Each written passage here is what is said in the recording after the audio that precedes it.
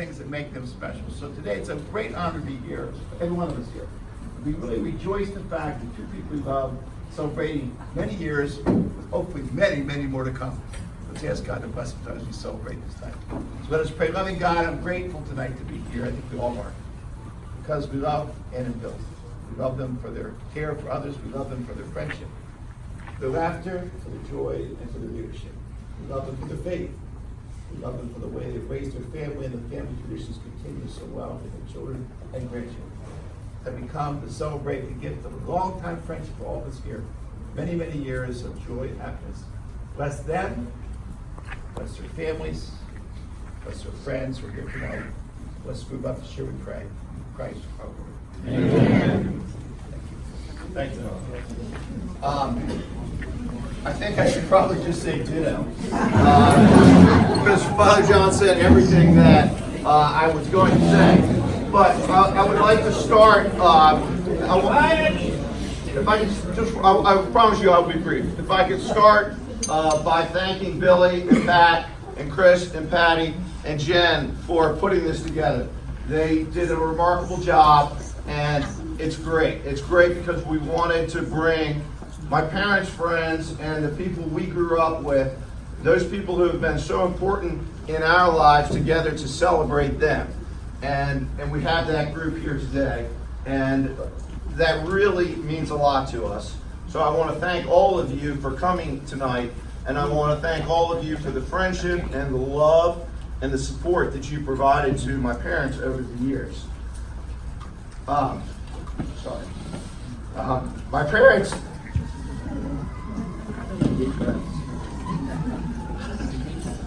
they gave us a lot. And they continue to give us a lot. But the one most important thing they gave us, and they give us, and they give to our children, is their absolute unconditional love. And they gave us a lot of other things.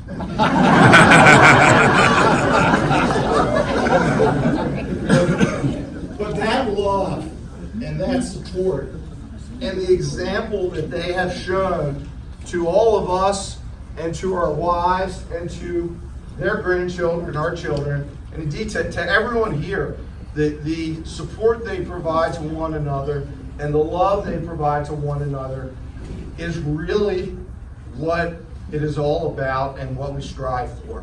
So, Mom, Dad, thank you. Thank you. Thank you.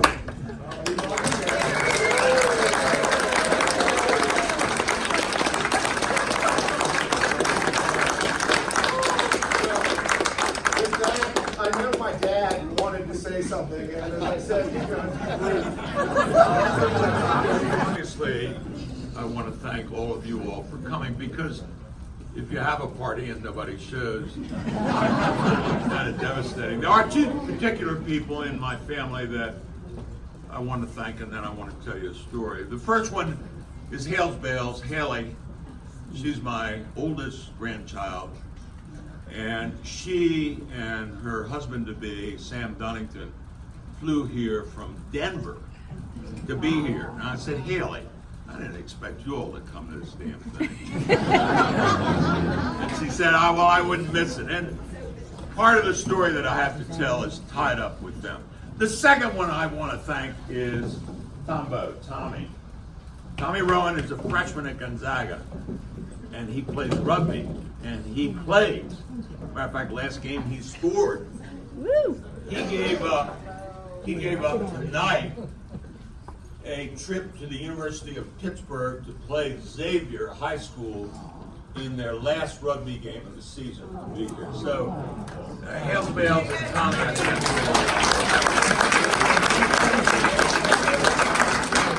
I want to tell you a story. People come up to you and they pat you on the back and they say, well, how's it feel to be 80?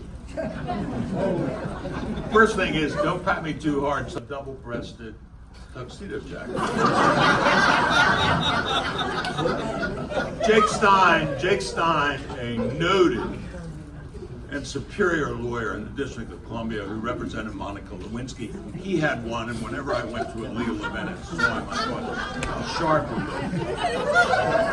looked. My partner, Jack Quinn, who's here tonight, he has one, and he looks great. So I thought, I'm getting my ass whooped. So Billy had pushed. He said, Dad, there's a place in Bethesda called Indochino that makes custom-made jackets. He said, why don't you go over there? He said, I've ordered a couple of suits and they've turned out well. So I work out every week.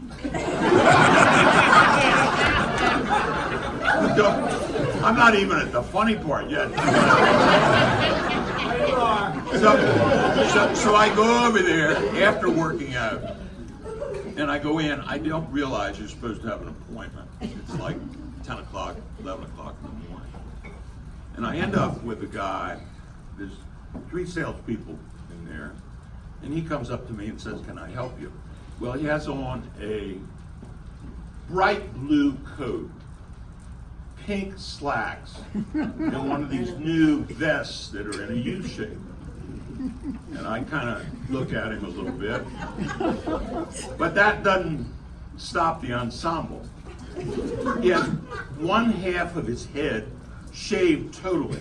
The other half of the head, hair is growing down below his ears. He has the double diamond earring, and the bottom of his pants that are tight are somewhat pegged. For you all that are a lot younger than us, you don't know what that means, but it means they're tight at the ankle, but they're 2 inches from the top of his shoe. This guy looked like if you were going to get called up on the NFL stage for draft night, these clothes were so tight, everybody would wear the same damn thing. And I thought to myself, you know, has somebody set me up with this? Is this one of those America's Funniest Videos? So that didn't end it. I decided to go with him since he was sent to me. And about 4 minutes into the measuring, I said to him, "Can we stop for a minute and could I use your bathroom?"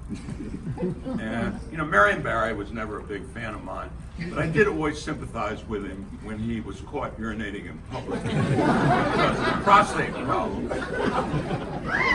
So I got in the bathroom and I was thinking to myself, "What are you doing?"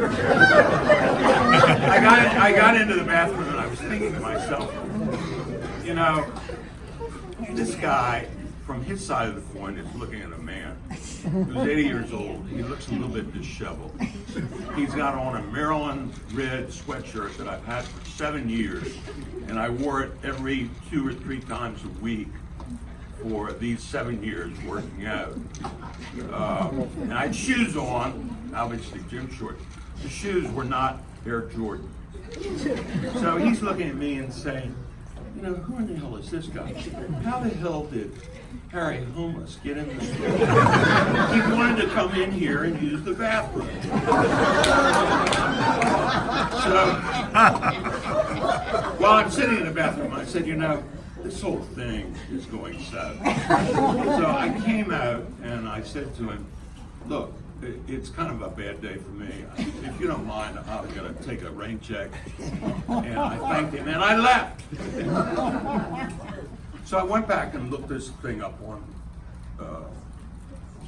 the computer. Well, I could go to Neiman Marcus and get one for $3,000. I could go to Brooks Brothers and get one from New York for $1,000. This place was going to charge me somewhere in the area of $350 to $400 for this jacket. So I decided, you know, I'll give it one more shot. So I go again after working out. This time I draw a guy who's young, dressed well. He's got a pin cushion on his wrist. You know, this is the real deal. Well, I get talking to him, and it develops he's a graduate of the University of Houston. He has a degree in architecture. And then he says, listen, when your coat comes in, I may not be here because I'm leaving Indochino. And I said, oh, you are? He said, yeah, I'm going to Philly. He said, my girlfriend lives in Philly. Now, my grandchildren will recognize some of the sage advice that I gave to him on that statement. I said, look, forget all this girlfriend shit. Why don't you marry her?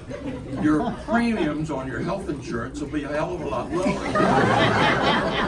He did not answer me on that issue. So as it happened, it all worked out.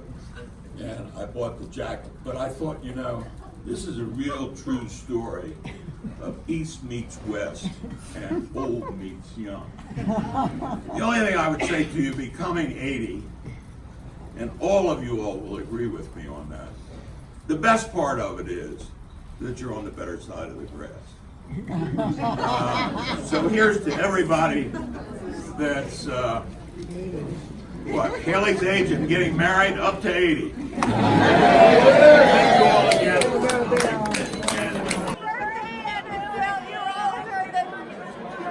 Older than all of us, but we love you anyway. That was very sweet. He's going to say, "Have a birthday." Let's say, "Happy birthday." Happy birthday, Bill.